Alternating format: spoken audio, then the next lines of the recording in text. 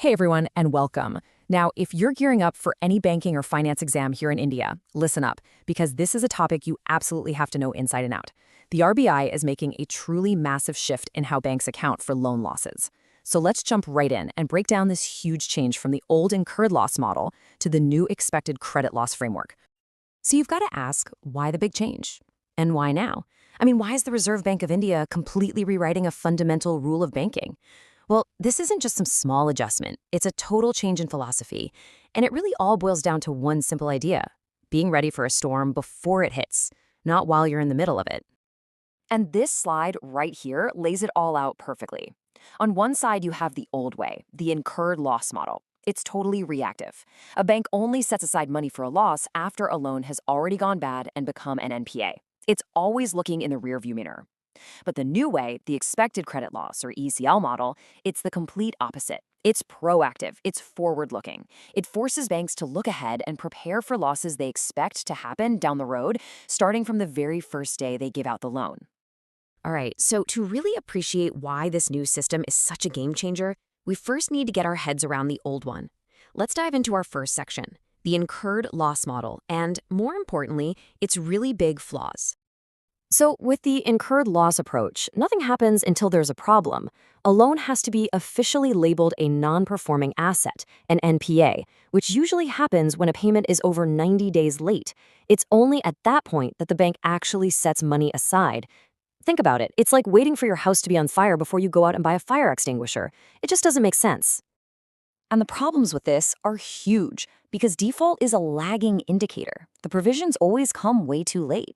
This delay doesn't just make a bank's profits look better than they really are. It creates this incredibly dangerous effect called being pro-cyclical. During the 2008 financial crisis, this was a massive issue. The economy was already in a nosedive, and that's when banks were forced to make huge provisions, which basically sucked more money out of the system and made the crisis even worse. That crisis was a massive wake-up call for the entire world. It forced regulators everywhere to say, okay, there has to be a better way. And this leads us right into our second section, the new global standard that rose from the ashes of that crisis. And you don't just have to take my word for it. This quote from the RBI's own paper says it all.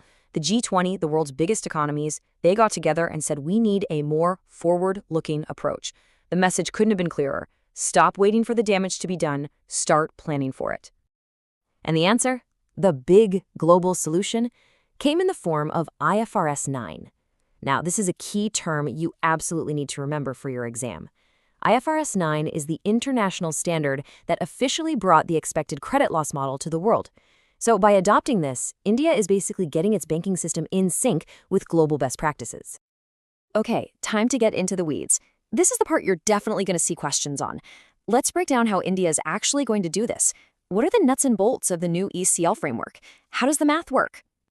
The very first ingredient in our recipe is the probability of default, or PD.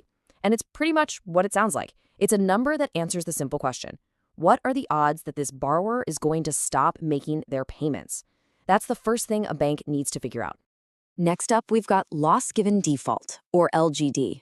Now, if someone does default, the bank doesn't always lose 100% of the money, right?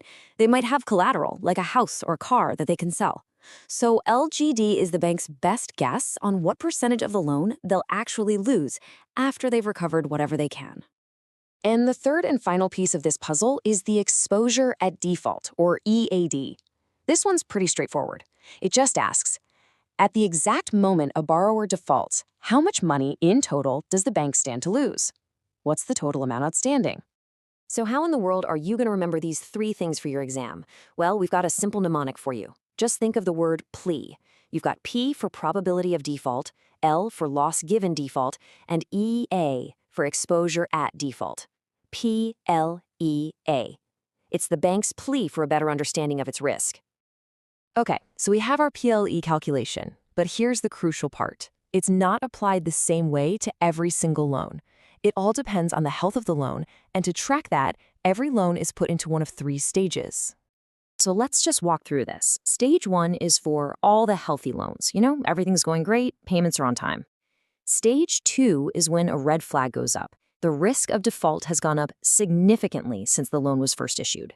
And stage 3, well, that's when the loan is officially in default. It's credit impaired. Now, this table is so important, so pay close attention. In stage 1, for those healthy loans, banks only have to set aside enough money to cover expected losses for the next 12 months. But here's the absolute game changer. The moment a loan's risk level jumps and it moves to stage 2, the bank has to immediately start providing for lifetime expected credit losses. Not just 12 months, but the entire life of the loan. That is a huge, huge difference. Stage 3, of course, also requires lifetime provisions. And you guessed it, we have another great mnemonic to help you lock this in for your exams. Just think SAFE. Stage 1 assets are stable. Stage 2 is an alert. That's when the risk has increased. And stage 3 is when there's a fault or clear evidence of a problem. So you've got PLIA for the calculation and SAFE for the stages. Simple. All right, so we've covered the what and the why. Now let's talk about the how and the when. How are banks actually supposed to pull off this massive transition, and what does the timeline look like? Well, this whole journey really kicked off back in January of 2023 when the RBI put out its first paper on the topic. Now, after getting feedback, banks have been given a pretty long runway, a few years, to get all their complex models and systems ready. And the big day, the proposed finish line for this entire switch is set for April 1st, 2027. Now, you can imagine flipping this switch overnight would cause a huge one-time shock to the bank's finances. They'd suddenly need to find a lot more capital to cover all these future losses. So, to soften that blow, the RBI is giving them a cushion, a transition period of up to 5 years. This lets banks gradually absorb the hit to their core capital, what's known as their Common Equity Tier 1 or CET1 capital, without causing any major disruptions. Okay, let's bring it all home. We've gone over a ton of information, so let's put it all together in one place. This right here is your ultimate revision guide. You might want to take a screenshot of this one. So let's lock this in. The new framework is Expected Credit Loss, ECL, and it replaces the old Incurred Loss model. It's all based on the global standard IFRS 9, and it's set to roll out on April 1st, 2027. The big idea? That shift from being reactive to being proactive. For your exam, remember the mnemonics. PLIA for the calculation, SAFE for the stages. And the critical point? Stage 1 is a 12-month provision, but as soon as you hit stage 2 or stage 3, it jumps to a lifetime ECL. And finally, the capital hit will be absorbed against Common Equity Tier 1 capital over a maximum of 5 years. And that really brings us to the big picture question, doesn't it? This is a huge positive step towards making our entire banking system stronger. But as India's banks adopt this forward-looking approach, you have to wonder, will it be enough to build a financial system that's truly resilient and can handle whatever the next major economic shock might be? I guess only time will tell. Thanks for joining me.